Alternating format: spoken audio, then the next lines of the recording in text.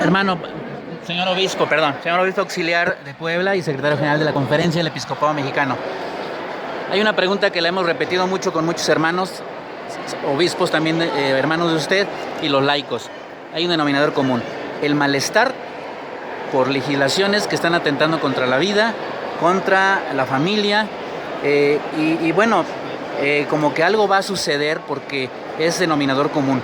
¿Qué está pasando? ¿Por qué el laico ya está reaccionando de esta manera?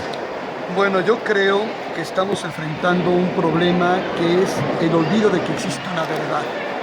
Ya el Papa Benedicto XVI decía que en ocasiones se piensa que se puede construir, si no la verdad, sí la forma de organizarnos y la realidad como nosotros la queremos. Y esto conlleva a que se generen leyes que no responden a la realidad de la persona humana y de la vida en sociedad. Por eso es indispensable reconocer que existe la verdad, que la verdad es lo que es, como decía San Agustín, y que el conocimiento de la verdad se alcanza cuando la inteligencia se adecua a la realidad.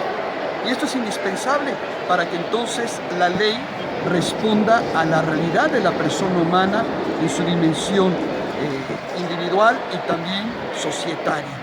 Esto es algo muy importante. Por eso el Papa Francisco, ahora en Naciones Unidas, hablaba de la necesidad de reconocer los auténticos derechos, porque él decía que a veces se promueven derechos que no son auténticos. Y esto es un riesgo muy grande porque nos vamos a un camino en el cual no hay certezas, donde incluso se confunden las cosas, e incluso puede haber conflictos porque un derecho que sea verdadero, auténtico, se tope con uno que no lo es tanto. Entonces, es donde los ciudadanos necesitamos alzar la voz para que quienes tienen la responsabilidad, por una parte, de legislar y por otra, de interpretar conforme a los preceptos constitucionales, realmente respondan a la realidad y no a prejuicios ideológicos sin medir las consecuencias tanto para la vida individual como comunitaria. Pues creo que es indispensable entonces la participación de los laicos y creo que esta celebración de este encuentro Juntos por México puede ser el principio de algo muy interesante, de una mayor presencia de los laicos en las realidades temporales. Hay otro aspecto. Entrevistamos al movimiento BIFAC, que promueve la vida, rescata mujeres, chicas embarazadas, y resulta que en las estadísticas de ellas hay hasta niñas de 11 años. Decíamos que el movimiento BIFAC ha descubierto, con números reales y en los hechos, que niñas de 11 años, 13 años, 14 años resultan embarazadas. Y esto nos lleva a analizar de que todos estos planes, proyectos de salud reproductiva, regalo de condones, comerciales de secretarías de salud diciendo que soy caliente pero también soy inteligente, y ese tipo de cositas no está resultando, porque sigue habiendo embarazos en menores de edad, sigue habiendo embarazos en adolescentes. Como que esto es un juego, o como que alguien se está enriqueciendo, o qué pasa. Es algo muy complejo. Por una parte, evidentemente existen ciertas ideologías que están influyendo, y por otro lado intereses económicos, como bien dice usted.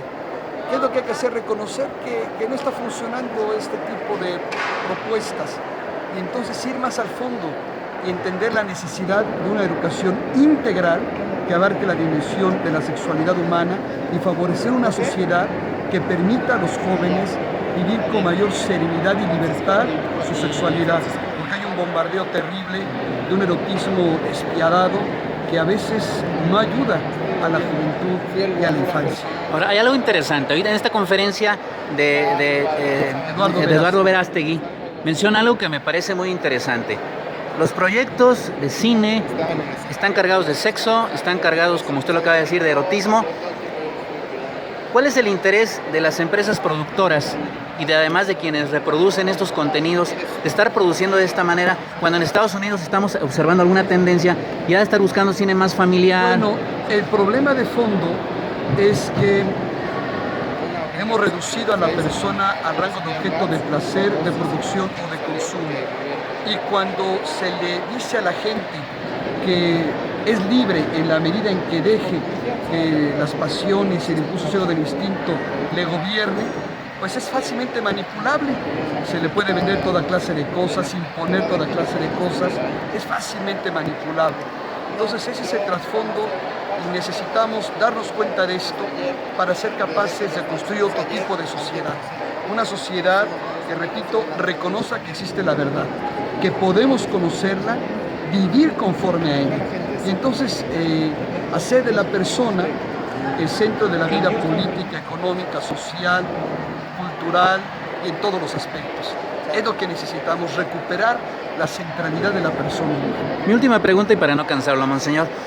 Manuel Mejido, articulista de Organización Editorial Mexicana, en su columna Alto Poder, hace varios meses mencionaba un fenómeno también interesante.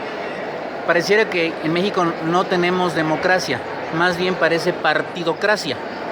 Y cuando se es democracia, pues se supone que se escucha la voz de todos, pero en la partidocracia, ¿qué voz es la que se escucha? Y entonces las decisiones de dónde vienen y las leyes a qué intereses atienden. Mire, creo que México ha desarrollado poco a poco un camino hacia una democracia que debe tender hacia la madurez, pero estamos en proceso. Creo que en este sentido lo que tenemos que hacer es entender que todos debemos participar, necesitamos una ciudadanía mucho más participativa y de ahí se van a generar los cambios. Y como dice el Papa Francisco, necesitamos que estos cambios se realicen a través de procesos que involucren a muchas personas, sabiendo tener paciencia, pero no poniendo pausa. Entonces creo que la clave es la participación ciudadana. ¿Nos puede regalar la bendición, monseñor, para quienes van a ver este video? Que Dios los bendiga a todos en el nombre del Padre, del Hijo y del Espíritu Santo. Y por favor, amemos a Dios y al prójimo, pongamos nuestro granito de arena para construir un mundo mejor. Gracias, paz y bien. Paz y bien.